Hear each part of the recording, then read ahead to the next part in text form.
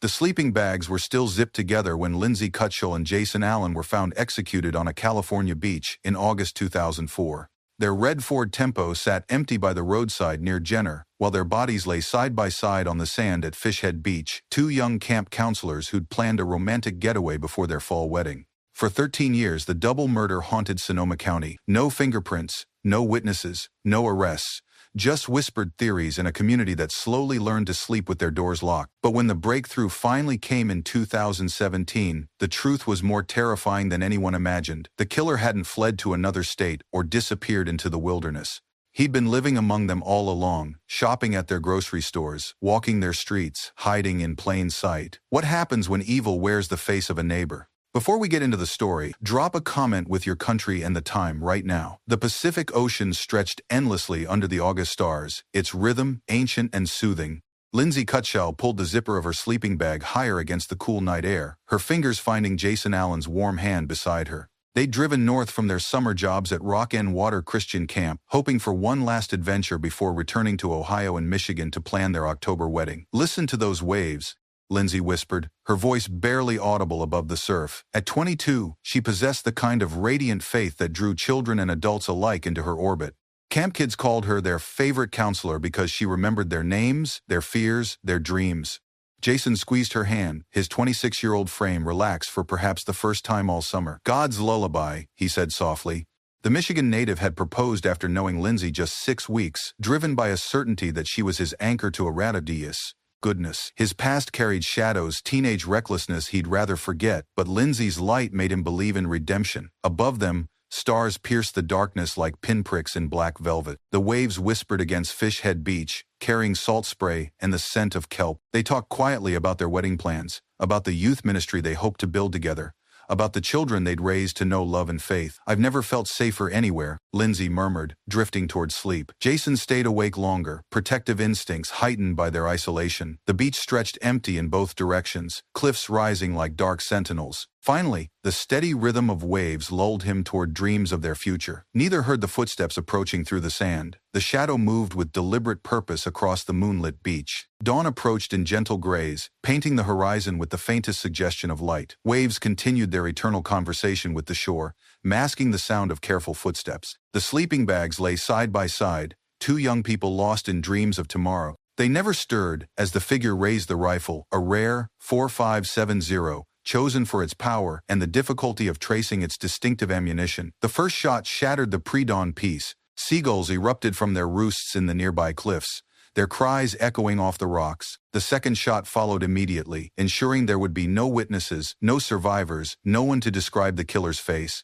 Silence fell like a curtain. The shooter moved efficiently, methodically. Shell casings were collected and pocketed evidence that would never be found at the scene. The rifle was shouldered with practiced ease, suggesting familiarity with both the weapon and the act of killing. Within minutes, the beach was empty again, except for the two still forms nestled together in their sleeping bags. The killer vanished into the maze of coastal cliffs and hidden trails that only locals knew well, leaving no footprints on the rocky ground above the sand. The waves continued their ancient rhythm, washing away any trace of the violence that had shattered 2 lives and countless others who would mourn them. As the sun crested the horizon, its golden light touched the sleeping bags one final time. Death had come to Fishhead Beach in the quiet hours before dawn, swift and merciless and utterly without warning. The Pacific stretched endlessly toward Asia, indifferent to human suffering, carrying the morning light across water that had witnessed countless secrets. Their red Ford Tempo sat parked beside Highway 1, windows slightly fogged from the coastal air. Inside, Lindsay's purse rested on the passenger seat, Jason's wallet in the glove compartment. Their camp identification badges hung from the rearview mirror, swaying slightly in the ocean breeze. At Rock and Water Christian Camp in the Sierra Nevada foothills, morning activities began without them. Other counselors assumed Lindsay and Jason had extended their coastal trip, perhaps finding a romantic bed and breakfast or deciding to explore more of Northern California's rugged beauty. "They're probably watching whales," laughed Sarah, Lindsay's bunkmate, when campers asked where their favorite counselor had gone. You know how Lindsay gets about God's creation. The camp's daily rhythm continued unchanged. Children splashed in the lake, sang worship songs around the fire pit, and shared their deepest fears and hopes with counselors who listened with genuine care. It was the kind of place where faith felt tangible, where young people like Lindsay and Jason discovered their calling to serve others. Miles away in Ohio, Rebecca Cutshall tended her garden, occasionally glancing at her phone. She expected Lindsay to call soon with details about the coastal drive. Her daughter was reliable about checking in, especially when traveling. In Michigan, Mark Allen worked beneath the hood of a customer's truck at his auto shop. Jason had promised to call before they started the long drive home. The wedding was only 2 months away, and there were 100 details to coordinate. The sun traced its arc across California, painting the Pacific in shades of blue and gold. Somewhere in the coastal wilderness, 2 families waited for calls that would never come, while their children lay silent on a beach that had become their tomb. By the 16th of August, the silence had stretched too long. Camp directors tried Lindsay and Jason's cell phones repeatedly, hearing only voice messages in familiar, cheerful voices. "Hi, this is Lindsay. I can't answer right now, but leave a message and I'll call you back." The camp director, Pastor David Hines, felt the first flutter of genuine concern. In 15 years of ministry, he'd learned to trust his instincts about his staff. Lindsay and Jason were responsible, reliable, deeply committed to their calling. They wouldn't simply vanish without explanation. Phone calls crisscrossed the country. Rebecca Cutshall was weeding tomatoes when her phone rang, Pastor Hines' voice tight with barely controlled worry. "Have you heard from Lindsay? She and Jason were supposed to return yesterday." "No," Rebecca said slowly, dirt-stained hands gripping the phone. "I thought they'd call when they got back to camp." In Michigan, Mark Allen received a similar call at his shop. He wiped grease from his hands with unnecessary force, mind already racing through possibilities. Flat tire, car trouble, maybe they'd gotten engaged again and lost track of time. But Jason was practical, cautious. He would have called. Hospital emergency rooms from San Francisco to Mendocino reported no young couples matching their descriptions. Park rangers checked campground registries.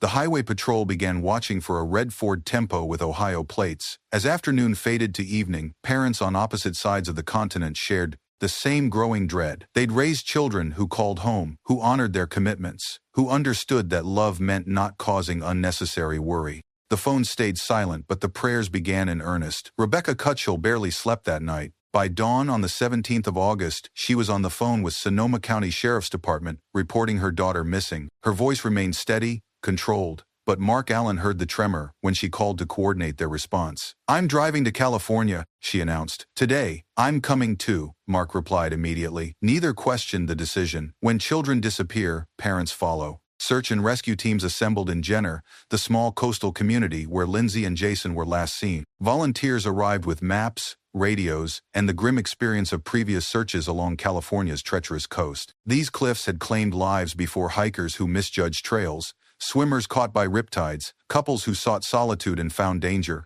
Sheriff's helicopters swept the coastline, pilots familiar with every cove and hidden beach. Deputies drove logging roads and hiking trails, calling Lindsay and Jason's names into the wilderness. Local residents posted flyers in restaurant windows and on community bulletin boards. Missing, Lindsay Cutshall, 22, Jason Allen, 26. Last seen near Jenner, the 14th of August. A fisherman remembered seeing a young couple walking toward Fishhead Beach 2 nights earlier. They'd been holding hands, he said, pointing toward the cliffs. Happy. In love. The search teams followed his directions down steep trails and narrow paths. Rangers warned about the beach's isolation, accessible only to experienced hikers or those desperate enough to risk the treacherous descent. As the sun set over the Pacific, painting the search area in shades of orange and red, Rebecca and Mark met for the first time at a Jenner motel. Both looked older than they had 3 days earlier. "We'll find them," Rebecca whispered, gripping Mark's hands. Neither spoke their deepest fear. The rescue call came at dawn on the 18th of August. A day hiker had become stranded on the cliffs near Fishhead Beach,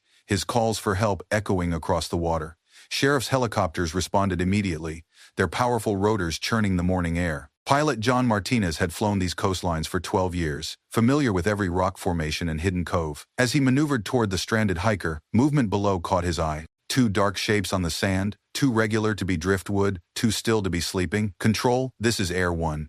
Martinez radioed, his voice carefully professional. "I've got 2 subjects on Fishhead Beach. They're not moving." The rescue became a recovery. Deputies rappelled down the cliff face, their faces grim behind sunglasses and professional composure. What they found confirmed everyone's worst fears and shattered any remaining hope.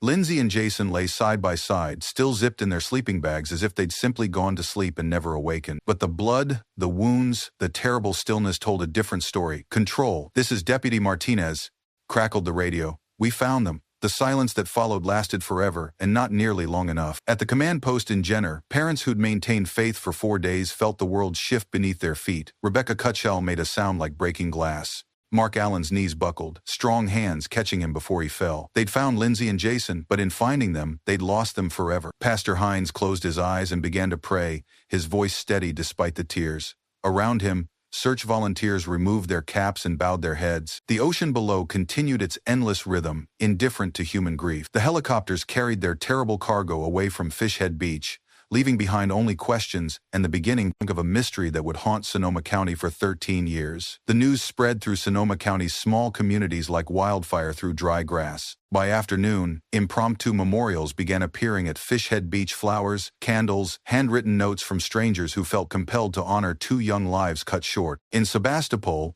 the organic coffee shop where Lindsay and Jason had stopped for breakfast on the 14th of August became a gathering place for shocked residents. Barista Maria Santos remembered their order: 2 lattes, extra hot, with a chocolate croissant to share. They'd seemed so happy, she told anyone who'd listen, so young and full of plans. Churches across the county opened their doors for prayer vigils. At Forestville Community Church, Pastor Robert Kellum struggled to find words for the inexplicable. "We cannot understand why," he told the gathering, "but we can choose how we respond. We can choose love over fear." Local newspapers ran front-page stories with photos provided by grieving families: Lindsay's radiant smile, Jason's protective arm around her shoulders. The headlines tried to capture the community's shock: "Young couple found murdered on beach, execution-style killings rock county, who killed the counselors?" In Guerneville, shop owners began locking doors that had stood open for decades. Parents called children home earlier from evening activities. The Russian River's summer festivals continued, but with a new undercurrent of anxiety that would persist for years. At Fishhead Beach,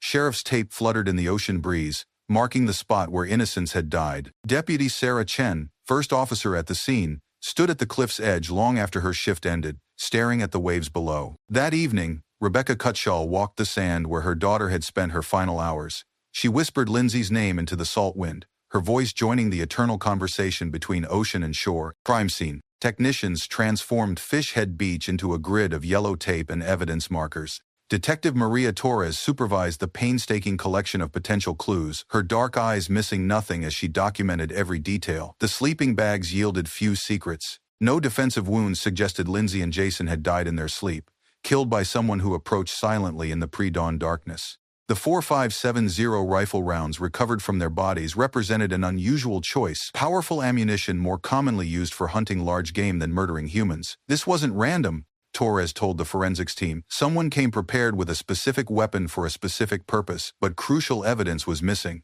Shell casings from the rifle had vanished, suggesting the killer possessed enough knowledge to police his brass. Footprints in the sand had been erased by wind and waves, leaving no trail to follow. The crime scene's isolation complicated the investigation. Fishhead Beach lay miles from the nearest residence, accessible only by treacherous cliff trails or dangerous water approaches. The killer had chosen well, a location where screams wouldn't carry and witnesses were impossible. Local hunters and gun enthusiasts received visits from investigators.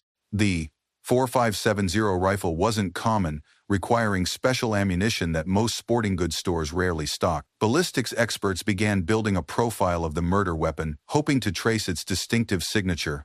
As evidence bags were sealed and labeled, Detective Torres made a promise to the empty beach: "We won't stop until we know who did this." The waves carried her words toward the horizon, where fishing boats worked the morning waters. Somewhere in Sonoma County, a killer was returning to ordinary life, believing the perfect murder had been committed. They were wrong. The investigation was just beginning. The first tips began arriving within hours of the news breaking. The sheriff's first department phone lines buzzed with calls from concerned citizens, amateur detectives, and the genuinely disturbed. Detective Torres and her team sorted through dozens of theories, following each thread no matter how tenuous. A drifter had been seen near Jenner around the 14th of August, a man with a backpack who'd asked about camping regulations.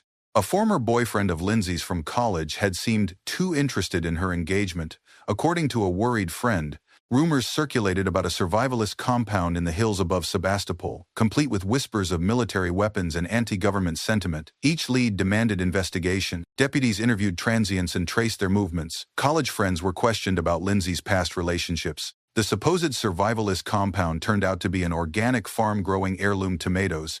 Weeks stretched into months with no breakthrough. Christmas 2004 arrived gray and cold in Ohio and Michigan, empty chairs at family tables serving as reminders of lives stolen too soon. Rebecca Cutshall wrapped Lindsay's gifts anyway: books about ministry, a journal for recording prayers, a silver necklace she'd planned to give her daughter on her wedding day. Mark Allen avoided the auto shop's Christmas party, unable to bear his employees' careful sympathy. Jason's bedroom remained exactly as he'd left it, tools scattered on the dresser from his last project, wedding plans pinned to a bulletin board. In California, Detective Torres worked late into the night, case files spread across her desk like accusatory fingers. Somewhere in those reports was the key to solving Lindsay and Jason's murders. She just couldn't see it yet. By spring 2005, the investigation had generated boxes of reports, witness statements, and dead-end leads. A press conference in June revealed the most perplexing evidence yet: discovered items that seemed unconnected to Lindsay and Jason but had been found near the crime scene. Detective Torres stood behind a podium,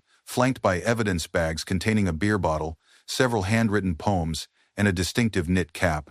"We're releasing these items in hopes someone will recognize them," she announced to gathered reporters. "They may or may not be related to our case, but we cannot ignore any possibility." The poems were particularly disturbing, rambling verses about death, isolation, and revenge against society. The handwriting analysis suggested an educated person with possible mental health issues. The beer bottle might have been discarded by any beachgoer, but its location near the crime scene warranted attention. Local newspapers published photographs of the evidence, generating hundreds of new tips. English teachers recognized similar writing styles. Bartenders thought they'd served beer in similar bottles. The knit cap looked familiar to dozens of people, though none could provide specific identification. A driftwood shelter discovered in nearby cliffs yielded more mysterious items: camping gear, more poetry, and signs of recent habitation. Had the killer lived nearby, watching Lindsay and Jason before striking? The theory gained credibility when investigators found the shelter positioned with clear sightlines to Fish Head Beach. Yet months of surveillance and investigation failed to identify the shelter's occupant. Like so many aspects of the case, promising leads dissolved into frustration and false hope. By the first anniversary of the murders, Detective Torres had filled 3 filing cabinets with reports.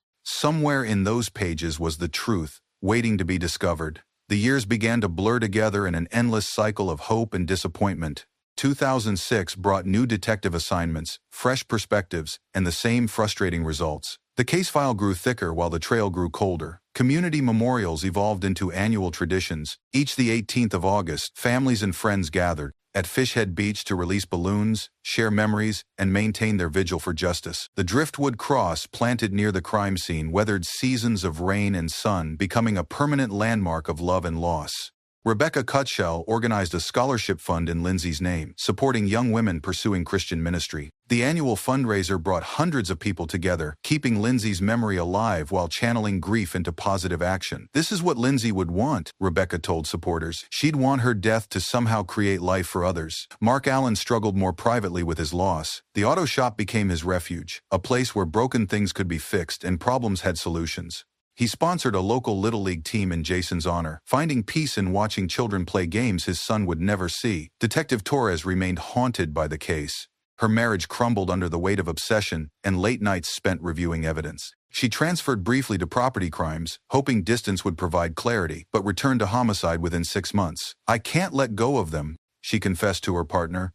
"Those kids deserved better than being forgotten." The Pacific Ocean continued its eternal rhythm, waves washing Fish Head Beach clean of footprints and memories. Tourists occasionally stumbled upon the memorial cross, reading the weathered plaque with Lindsay and Jason's names before moving on to more cheerful destinations. But the families never moved on. They couldn't. Suspicion began to poison Sonoma County's small-town atmosphere as the investigation dragged on without resolution. If the killer wasn't a drifter or outsider, then he lived among them, shopped in their stores, attended their churches, possibly even participated in the search efforts. Anonymous letters arrived at the sheriff's department, residents reporting neighbors whose behavior seemed off or suspicious. The reclusive man who lived alone in the hills above Forestville drew particular attention. His property was searched twice, revealing nothing more sinister than a love of classical music and organic gardening. Town meetings grew contentious as community leaders debated increased security measures. Some residents demanded more street lighting, enhanced police patrols, and stricter monitoring of strangers. Others argued that fear was destroying the open, trusting culture that made their communities special. "We're turning into people who see killers behind every tree," complained Margaret Thompson, a Gurneville shop owner. "This isn't who we are." But others disagreed. "If the killer is local, he's sitting in this room right now," accused Bill Morrison during a particularly heated meeting. "He's listening to us plan, watching us grieve, laughing at how stupid we are. Churches found themselves navigating theological questions about evil, forgiveness, and divine justice. Pastor Hines counseled families whose faith had been shaken by Lindsay and Jason's murders. How could God allow such innocence to be destroyed? Where was divine protection when it mattered most? The questions had no easy answers, but they divided congregations and tested beliefs that had seemed unshakable. As 2007 ended, Sonoma County had learned to live with uncertainty, but the cost was measured in broken trust, abandoned traditions, and the persistent fear that evil might wear a familiar face. The fifth anniversary arrived with devastating emptiness. Lindsay would have been 27, possibly with children of her own. Jason would have been 31, building the youth ministry he'd dreamed about since college. Instead, their parents gathered at Fishhead Beach to mark another year of unanswered questions. Rebecca Cutshall had aged visibly, her auburn hair now streaked with premature gray. She carried Lindsay's Bible to every memorial service, its pages worn soft from constant handling. I read it aloud, she explained to other grieving parents. Lindsay always said she could hear God's voice in Scripture. Maybe she can still hear mine. Mark Allen's grief manifested differently. He'd become a fixture at cold case seminars and victims' rights conferences, learning everything possible about unsolved murders. His auto shop office was covered with timelines, suspect profiles, and crime scene photographs that Detective Torres had quietly shared. I won't let Jason become a statistic, he declared to anyone who'd listen. Someone knows something. Someone saw something. Time doesn't erase truth, it just buries it deeper. The investigation had officially gone cold, though Detective Torres continued working the case on her own time. New forensic technologies offered hope: improved DNA analysis, enhanced ballistics databases, digital reconstruction techniques that might reveal overlooked clues. But hope was a dangerous emotion for families living with unresolved loss. Each potential breakthrough led to crushing disappointment. Each new detective assigned to the case brought fresh optimism that gradually faded into familiar frustration.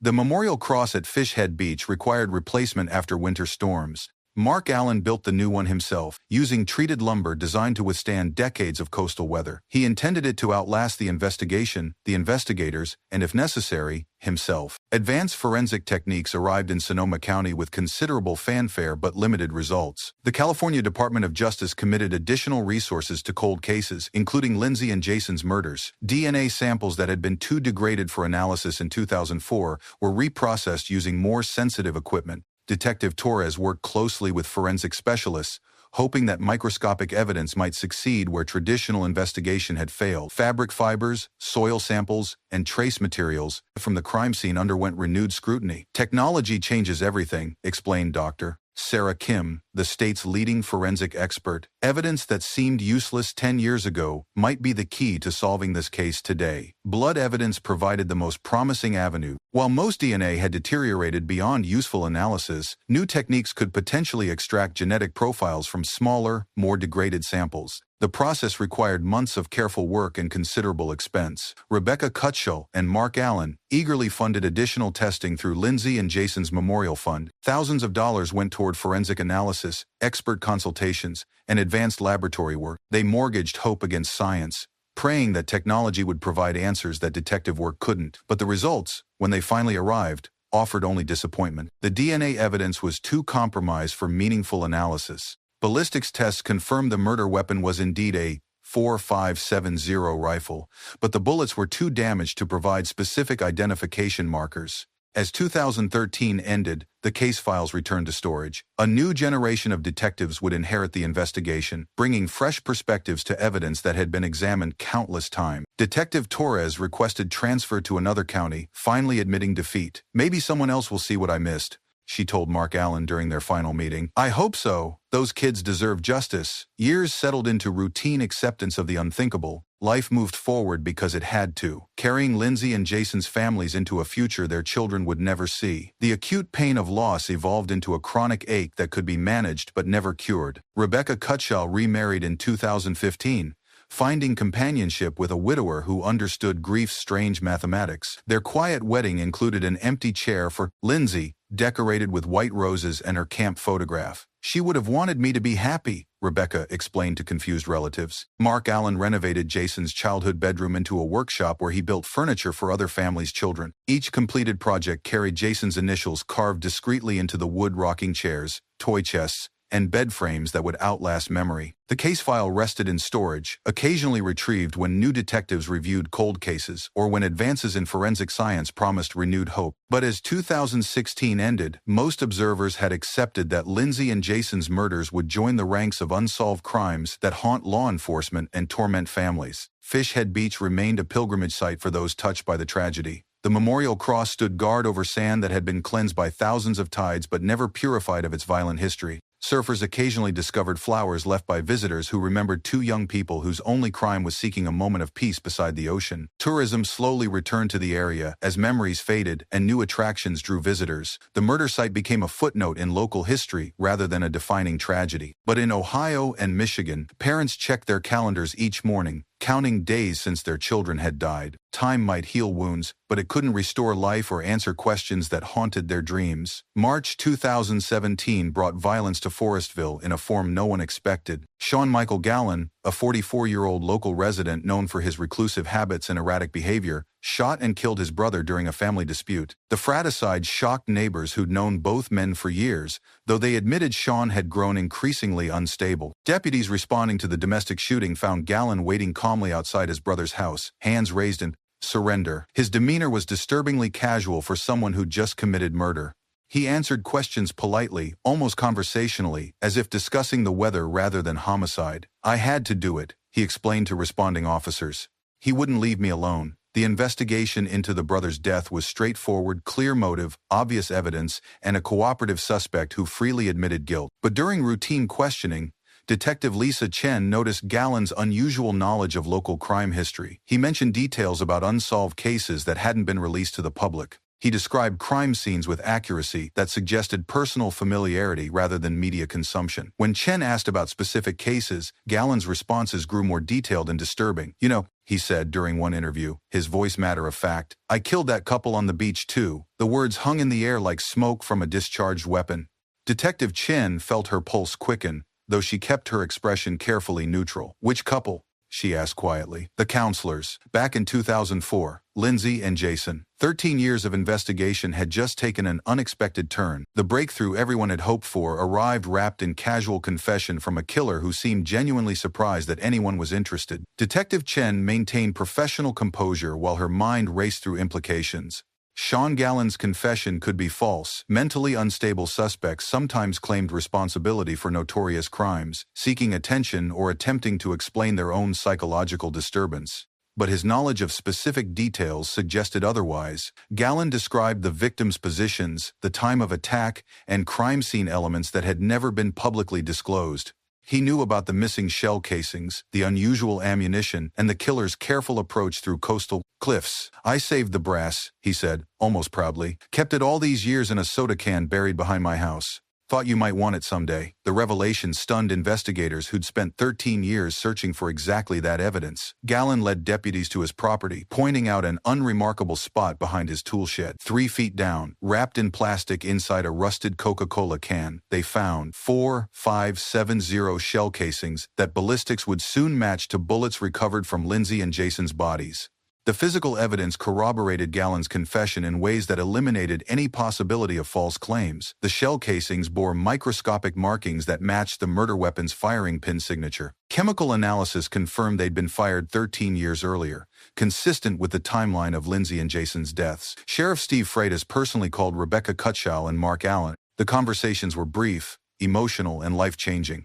"We have him," Freitas said simply. "After all these years, we finally have him." Rebecca dropped to her knees in her kitchen, phone still pressed to her ear. 13 years of wondering, praying, and hoping had led to this moment. The call she'd dreamed about had finally come. Mark Allen was installing a transmission when his phone rang. He listened in silence, grease-stained hands gripping the device as if it might disappear. When the sheriff finished talking, Mark sat heavily on his creeper and wept for Jason, for the years of uncertainty, and for the strange relief that comes when truth finally surfaces. The arrest made national news within hours. Cable television crews descended on Forestville, interviewing neighbors who expressed shock and disbelief. Sean Gallen had lived among them for decades, a quiet man who kept to himself but never seemed dangerous. "He fixed my lawnmower once," said elderly neighbor Dorothy Walsh. "Seemed nice enough, a little odd maybe, but not." The revelation that their children's killer had been hiding in plain sight for 13 years added a new dimension to Rebecca and Mark's grief. He'd attended community meetings about the murders. He'd possibly seen their appeals for information on television. All those years, he'd known the truth while families suffered in ignorance. News of Gallen's arrest spread through Sonoma County like wildfire through drought-parched hills. The same communities that had lived in fear for 13 years now grappled with the shocking reality that their bogeyman had a familiar face and address. At Forestville Community Church, Pastor Kellum struggled to find appropriate words for his Sunday sermon. How do you counsel forgiveness when evil has revealed itself as someone who sang hymns in your choir? How do you restore faith in human nature when a neighbor turns out to be a killer? We must remember that one person's darkness doesn't define our community, he told a packed congregation. Lindsay and Jason's light still shines, their love still matters, their lives still have meaning. But privately, many parishioners wondered if they'd ever feel truly safe again. If Sean Gallen could hide among them for 13 years, what other secrets might their neighbors harbor? The memorial cross at Fishhead Beach became a pilgrimage site once again as people sought to process the shocking news. Flowers appeared overnight, roses, lilies, wildflowers picked from roadside fields. Some visitors left letters addressed to Lindsay and Jason, sharing their relief that justice was finally approaching. Rebecca Cutshall drove to the beach alone, needing time to absorb the magnitude of what had happened. She stood where her daughter had died, watching waves that had witnessed both the crime and its resolution. "We're closer now, baby," she whispered to the wind. "So much closer to bringing you home." The Pacific Ocean stretched endlessly toward the horizon, carrying her words across Harbin, water that had kept its secrets for far too long. The investigation that followed Gallen's confession revealed a disturbing pattern of escalating violence and mental deterioration. Court records showed a massive LSD overdose in 2001 that had hospitalized Gallen for psychiatric treatment. Friends and family described dramatic personality changes afterward, increasing paranoia, social withdrawal, and explosive anger directed at strangers. Dr. Patricia Morse, a forensic psychologist, reviewed Gallen's mental health history for the prosecution. Her report painted a picture of a man whose grip on reality had been steadily loosening for years before he committed murder. The drug overdose appears to have triggered a psychotic break. Dr. Morse explained to investigators. His subsequent behavior suggests persistent delusions, particularly targeting people he perceived as pure or innocent. Lindsay and Jason represented everything he'd convinced himself to hate. The revelation added context to the seemingly random nature of the beach murders. Gallen hadn't known his victims personally, but their visible happiness and faith had made them targets for his twisted worldview. Additional evidence connected Gallen to other unsolved crimes in the area. The driftwood shelter near Fishhead Beach had indeed been his construction, a base camp for surveillance and planning. The disturbing poetry found at the scene matched samples of his handwriting from employment records. Prosecutors began building their case with methodical precision. They had physical evidence, detailed confession, and expert testimony about Gallen's mental state. The goal was ensuring conviction and maximum sentencing for crimes that had terrorized a community for over a decade. In April 2018, formal murder charges were filed. Sean Michael Gallen would finally face justice for destroying 2 young lives and countless others touched by their loss. The courtroom felt smaller than expected. When proceedings began in early 2019, Rebecca Cutshall and Mark Allen sat behind the prosecution table, flanked by family members and friends who'd supported them through 13 years of uncertainty. Across the aisle, Sean Gallen avoided eye contact, his demeanor unchanged from the casual indifference he'd displayed during confession. Deputy District Attorney Robert Kearns presented the state's case with clinical precision. Physical evidence linked Gallen to the crime scene. His confession contained details only the killer could know. Expert testimony established his mental competency to stand trial while documenting the psychological deterioration that led to murder. The defendant executed 2 innocent young people in their sleep, Kearns told the jury. He stole their lives, their future together, and 13 years of peace from their families. Justice demands accountability for these deliberate, premeditated murders. Gallen's defense attorney, Sarah Martinez, acknowledged his client's guilt while arguing for mental health considerations in sentencing. The LSD overdose, she contended, had fundamentally altered Gallen's brain chemistry and perception of reality. This tragedy stems from untreated mental illness, Martinez argued. My client needs psychiatric care, not just punishment. But the prosecution's evidence was overwhelming. Gallon had planned the murders carefully, disposed of evidence methodically, and concealed his crimes for over a decade. Mental illness might explain his motivation, but it didn't excuse premeditated homicide. Lindsay's cousin read victim impact statements that brought tears to the gallery. Jason's brother described 13 years of wondering if his sibling's killer would ever be caught. The family's pain was palpable, their dignity in the face of loss inspiring. On a gray February morning, Judge Michael Williams accepted Gallon's no-contest plea and imposed sentence, 3 life terms plus 94 years, without possibility of parole. The sentencing hearing provided catharsis that families had imagined for 13 years. Judge Williams addressed Gallon directly before pronouncing sentence, his words carrying the weight of community outrage and judicial authority. "Your actions destroyed far more than 2 lives," the judge said sternly. "You shattered families, traumatized a community, and demonstrated callous disregard for human dignity. The law provides no punishment adequate to your crimes,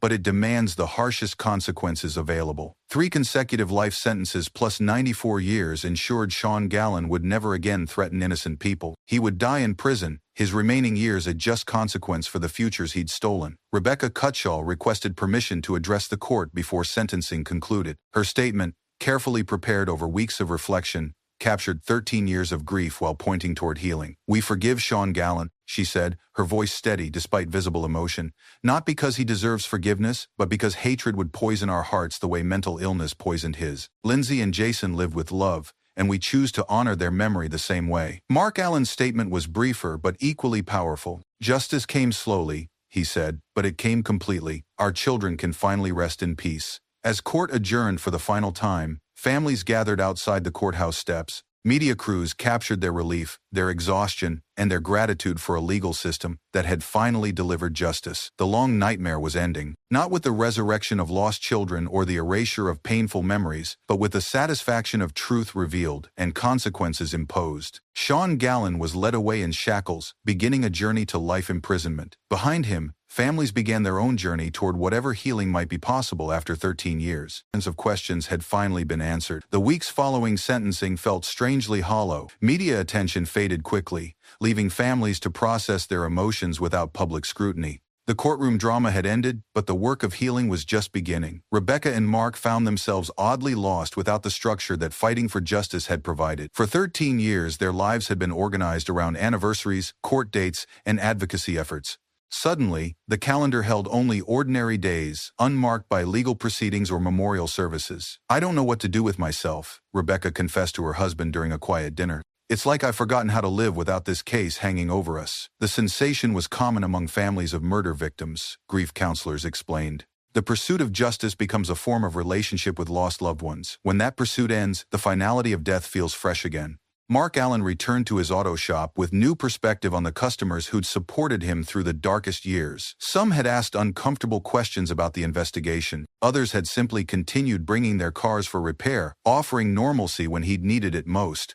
"You helped me survive this," he told longtime customer Bill Patterson, "just by treating me like a regular person instead of a victim." Churches across Sonoma County held special services of thanksgiving for justice finally served. The prayers were different now, less desperate, pleading for answers, more grateful acknowledgement of closure received. At Fishhead Beach, the memorial cross stood unchanged, but visitors sensed a different quality to the silence. The waves still whispered against the sand, but their song no longer carried unanswered questions. The 18th of August, 2020, marked 16 years since Lindsay and Jason's murders and 1 year since their killer's conviction. The anniversary gathering at Fishhead Beach was different from previous years, smaller, more intimate, focused on celebration rather than mourning. Rebecca Cutshall and Mark Allen walked the shoreline together, their relationship forged by shared loss and sustained by mutual support. They scattered wildflower petals into the waves, watching colors disperse across the water where their children had died. "They loved this world," Rebecca whispered, her words carried by ocean breeze toward the horizon.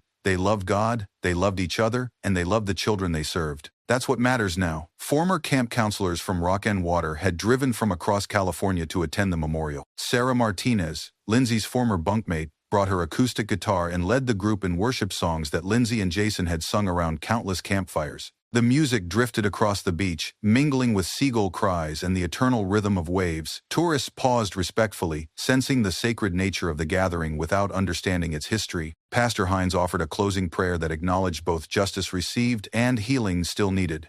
"We thank you for truth, revealed," he said, "and for the love that outlasts hatred." As the sun set over the Pacific, painting the sky in shades of gold and purple, the memorial service concluded with a moment of silence. 2 lives had been lost here, but their memory lived on in countless other lives they'd touched. A single seagull cried overhead as the tide carried flower petals toward the open ocean. The sound was lonely but not mournful, a voice acknowledging loss while celebrating love that death couldn't diminish. Community healing manifested in tangible ways as Sonoma County moved beyond the shadow of unsolved murder. The memorial garden planted above Fishhead Beach became a place of quiet reflection where visitors could contemplate life's fragility without feeling overwhelmed by violence. Rock and Water Christian Camp dedicated a new chapel in Lindsay and Jason's honor, complete with a bronze plaque describing their commitment to youth ministry. Campers learned their story as part of camp history, understanding that their counselor's legacy lived on in continuing service to children. They died doing what they loved, Camp Director Pastor Hines told each new group of staff members.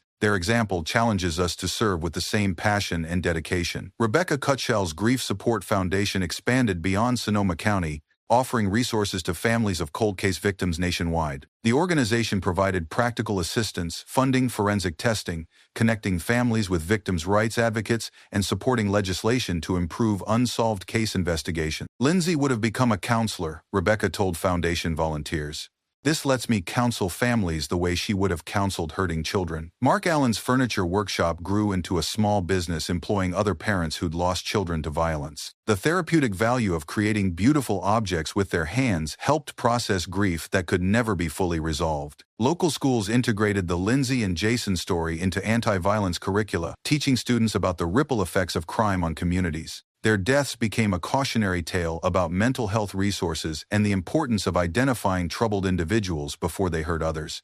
The memorial cross at Fishhead Beach was reinforced with stainless steel anchors, ensuring it would withstand decades of coastal weather. The community intended it to outlast everyone who remembered the original tragedy. The final chapter began with sunrise over Fishhead Beach, painting the waves in shades of gold and rose. Lindsay Cutshall and Mark Allen walked the shoreline together, their footprints marking sand that had been cleansed by thousands of tides since their children's deaths. Both looked older, now, worn by years of grief and advocacy, but their faces carried peace that had been absent for so long. The desperate urgency that had driven their pursuit of justice had evolved into quiet acceptance of life's continuing rhythm. "I still miss them every day," Rebecca said, watching waves roll endlessly towards shore.